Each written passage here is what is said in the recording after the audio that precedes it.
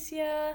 I'd like to start off by saying I agree with a lot of the points you made in your video. One of the first things I noticed too was the use of the solar model, as well as the counselor in the chapter 9 part 2 video and his techniques that he used during the session.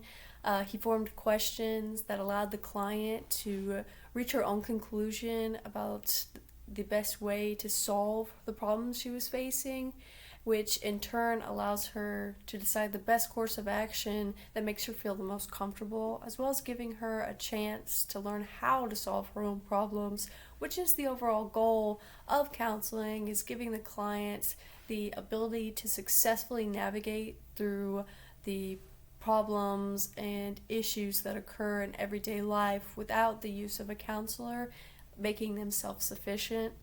I really like that you brought up the here and now method.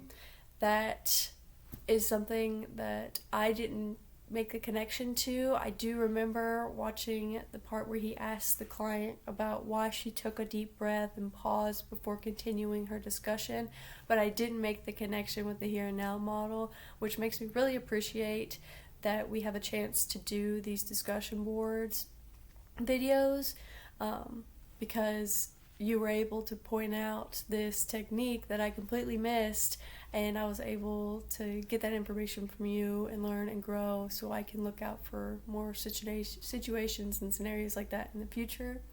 Touching on that here and now method, a study that was discusses the importance of clients' autonomy and self-regulation, which allows them to make their own judgment and discussions based off of their own experiences and values. That's Kim 2018. This can be seen in this session when he gives the client a chance to solve her own problems and bring her into that here and now method. Thank you so much for sharing. I'm very interested in hearing more from you as we continue to grow and learn throughout this course.